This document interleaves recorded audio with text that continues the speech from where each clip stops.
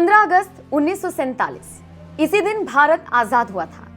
आजादी के 75 साल पूरे होने पर देश में जश्न मनाया जा रहा है।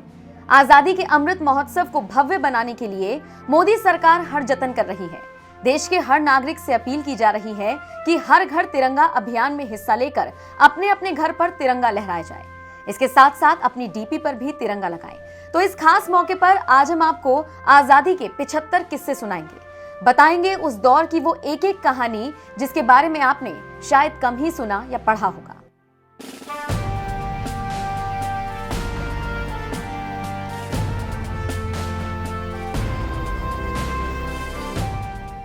जिस वक्त देश आजादी का जश्न मना रहा था, हर जगह नाच गाना चल रहा था, सब एक दूसरे के साथ गले मिल रहे थे, महात्मा गांधी बिल्कुल अलग थे।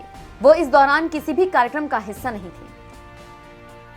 महात्मा गांधी उस दौरान कलकत्ता में थे और कोशिश कर रहे थे कि हिंदू मुस्लिम दंगों को रोक सकें। दरअसल उस वक्त हिंदू मुस्लिमों के बीच संघर्ष चल रहा था। जश्न में शामिल होने के लिए पंडित नेहरू और सरदार पटेल ने जब न्योता भेजा तो गांधी जी ने कहा, कलकत्ता में हिंदू मुस्लिम एक दूसरे की जान ले रहे हैं तो मैं जश्न में कैसे आ सकता हूँ। मैं दंगा रोकने के लिए अपनी जान दे दूंगा। जब नेहरू जी ने ऐतिहासिक भाषण ट्रिस्ट विद डेस्टिनी दिया तो उसको पूरी दुनिया ने रात में सुना था, जबकि गांधी जी 9 बजे ही सोने चले गए थे। हर साल स्वतंत्रता दिवस पर पीएम लाल किले पर झंडा फहराते हैं, लेकिन 1947 में ऐसा नहीं हुआ था। नेहरू जी ने 16 अगस्त को झंडा फहराया था। भारत और पाकिस्तान के बीच सीमा रेखा यानी बॉर्डर लाइन का निर्धारण 15 अगस्त को नहीं बल्कि 17 अगस्त को हुआ था। कहा जाता है 15 अगस्त को सभी ने आजादी का जश्न तो मना लिया, लेकिन उसके बाद किसे क्या करना है, कहां जाना है, किसी को पता नहीं था। आजादी के बाद देश का कोई राष्ट्रगान नहीं था। फिर जन गण मन को ही 1950 में भारत के राष्ट्रगान के रूप में स्वीकार किया गया। 15 अगस्त 1950 में असम में ऐसा भीषण भूकंप आया था कि लगभग 3000 लोगों की मौत हो गई थी। माउंटबेटन भारत और पाकिस्तान दोनों ही देशों की इंडिपेंडेंस सेरेमनी में शामिल होना चाहते थे। सिर्फ उनके इसी फैसले का मान रखते हुए पाकिस्तान को आजादी 14 अगस्त को मिली और भारत को 15 अगस्त को आजादी मिली। भारत से अलग होने के बाद पाकिस्तान खोखला हो गया। उसके पास अपनी करेंसी तक नहीं थी। लगभग 1948 तक उसने भारतीय करेंसी का इस्तेमाल किया, लेकिन इस दौरान वो हर नोट पर पाकिस्तानी मोहर लगा दिया करता था। जब भारत आजाद हुआ तो हर चीज का बंटवारा हुआ, जैसे जमीन, मकान, सिक्के, नोट, साइकिल, यहाँ तक कि लाइब्रेरी में मौजूद किताबों का भी बंटवारा हुआ। लेकिन जब बात आई शराब की तो वो एक तरफा भारत के हिस्से में आ गई। ऐसा इसलिए क्योंकि इस्लाम में ये नापाक चीज है, तो ऐसे में पाकिस्तानियों ने इसे लेकर कोई बहस नहीं की और ये सीधा भारत के पास आ गई। वॉयसरॉय के पास उस दौरान 12 घोड़ा गाड़ियां थी। 6 गाड़ियां सोने से जड़ी हुई थी जबकि 6 चांदी से जड़ी हुई थी। जाहिर सी बात है, दोनों देश चाहते थे कि उनके पास सारी सोने की गाड़ियां आ जाएं।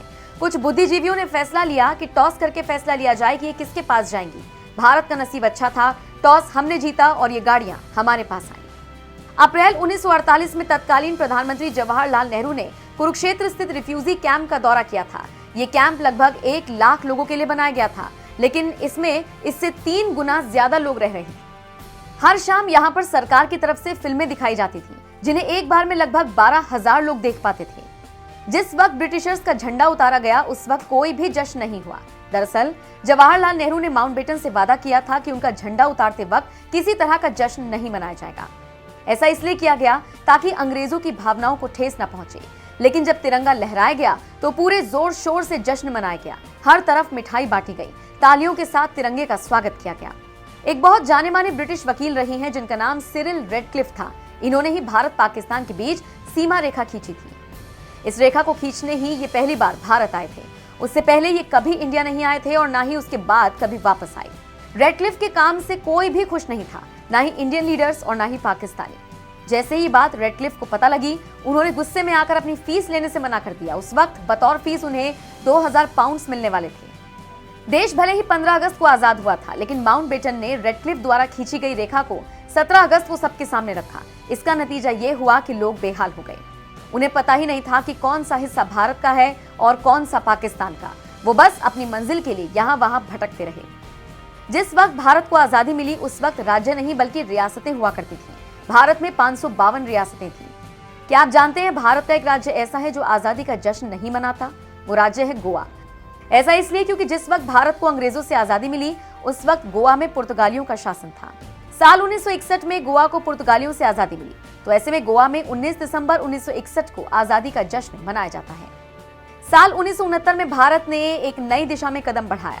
ये कदम था विज्ञान और अंतरिक्ष की दुनिया में कामयाबी हासिल करने का। इसी साल इसरो का गठन हुआ। हालांकि इस संस्थान को 7 साल बाद वैश्विक पहचान मिली और उसके बाद ऐसे ऐसे मुकाम हासिल किए जिस पर देश को गर्व है। 15 अगस्त 1972 को postal index number pin code लागू किया गया। हर इलाके के लिए अलग पिन कोड होने से डाक की आवाजाही में आसानी होने लगी। भारत का विभाजन माउंटबेटन योजना के आधार पर निर्मित भारतीय स्वतंत्रता अधिनियम 1947 के आधार पर किया गया था। इस अधिनियम के तहत 15 अगस्त 1947 को भारत और पाकिस्तान नाम के 2 अलग देश बना दिए गए और ब्रिटिशर्स ने उनको सत्ता सौंप दी। कहा जाता है इस बंटवारे के पीछे सबसे बड़ी वजह राजनीतिक महत्वाकांक्षा ही थी। आजादी का ऐलान होते ही भारत में मौजूद मुसलमानों ने मांग उठाई कि ताजमहल को तोड़ दिया जाए और भारत से इसका नामो निशान मिटा दिया जाए। उनका मानना था कि ऐसा ही एक खूबसूरत ताजमहल पाकिस्तान में बनाया जाना चाहिए। इसके पीछे मुसलमानों का तर्क था कि ताजमहल को बनाने वाला मुसलमान बादशाह था। हालांकि इस मांग पर किसी ने ध्यान नहीं दिया।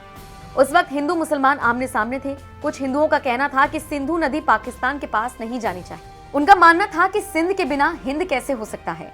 भारत की संस्कृति सिंधु, गंगा और सरस्वती नदी के आशीर्वाद से ही आगे बढ़ी है। 14 अगस्त 1947 आजादी मिलने से कुछ घंटे पहले तक हजारों सिख हिंदू मुसलमानों का कत्लेआम हो रहा था। हर तरफ त्राहिमाम मचा हुआ था। माउंटबेटन को लेकर कहा जाता है कि वो अपनी पत्नी के साथ अमेरिकन एक्टर बॉब होप की फिल्म माय फेवरेट ब्रूनेट देख रहा था। जिस वक्त देश आजाद हुआ उस वक्त हिंदू मुस्लिम दंगे जोरों पर थे। इसी बीच 3 मार्च को महात्मा गांधी ने जनता को संबोधित किया और कहा कि देश का बंटवारा उनकी लाश पर से होगा। एक तरफ गांधी जी अपनी जिद पर अड़े थे, वो नहीं चाहते थे कि बंटवारा हो। दूसरी तरफ जिस तरह से देश में हाहाकार मचा हुआ था, लोग एक दूसरे की जान के दुश्मन बने हुए थे, उसे देखते हुए सरदार पटेल और जवाहरलाल नेहरू ने ठान लिया कि देश का बंटवारा तो करना ही पड़ेगा। दूसरी तरफ माउंटबेटन को भी इस बात का आभास हो रहा था कि अगर ब्रिटिशर्स को इस त्राहिमाम से बचाना है तो जल्द से जल्द देश को आजाद कर देना होगा। यही वजह रही कि माउंटबेटन ने 3 जून 1948 की तारीख को बदल दिया और 10 महीने पहले यानी अगस्त 1947 में भारत छोड़ने का फैसला कर लिया। देश को आजादी तो मिली, लेकिन बंटवारे के तौर पर इसे इसकी कीमत भी चुकानी पड़ी। बंबई के राज्यपाल जॉन कोलविल ने माउंटबेटन को पत्र लिखा जिसमें उन्होंने कहा था भारत की आजादी के बाद अगर उसे ब्रिटिश झंडा नहीं लगाने दिया या फिर ऐसा झंडा जिसमें यूनियन जैक हो वो लगाने नहीं दिया तो वो भारत में नहीं रुकेगा। माउंटबेटन ये सुनने के बाद असमंजस में पड़ गया। फिर उसने इसका एक हल निकाला। उसने भारत के झंडे पर स्वराज बनाया और साइड में यूनियन जैक बना दिया। ठीक उसी तरह उसने पाकिस्तान का झंडा लिया और एक कोने पर यूनियन जैक बना दिया। दोनों झंडे नेहरू और जिन्ना के पास भेजे गए। हालांकि देखते ही जिन्ना भड़क गए। जिन्ना ने इस झंडे को अपनाने से साफ इनकार कर दिया। उन्होंने कहा कि मुसलमानों के तिरंगे में क्रॉस का निशान गलत है, इससे उनकी भावनाएं आहत हो सकती हैं। दूसरी तरफ पंडित नेहरू ने भी यूनियन जैक लगे झंडे को रिजेक्ट कर दिया और माउंटबेटन का नया डिजाइन भिजवाया। इस नए डिजाइन में वैसे तो सब कुछ सेम था, लेकिन स्वराज की जगह पर अशोक चक्र लगवा दिया। इस नए डिजाइन पर यूनियन जैक भी नहीं था। माउंटबेटन करता तो क्या करता, लिहाजा उसने इस झंडे को अपनी सहमति दे दी। इसी तरह से भारत से ब्रिटिशर्स की भी विदाई हुई और बाद में उनके झंडे की भी। कहा जाता है अगर माउंटबेटन वक्त रहते रेडक्लिफ की रिपोर्ट सबके सामने पेश कर देते तो मारामारी न मचती। आजादी के दिन तो सबने जश्न मनाया, लेकिन उसके बाद कहां जाए क्या करे ये किसी को पता नहीं था। माइकल एडवर्ड बताते हैं कि माउंटबेटन भारत की स्थिति संभालने में बिल्कुल असफल रहा। उसने देश और देशवासियों का बहुत वक्त बर्बाद किया। वो चाहता तो चीजें संभल सकती थी। बंटवारे के दौरान कितने लोग मारे गए, कितनों के घर छूटे, इसको लेकर कोई प्रामाणिकता नहीं है।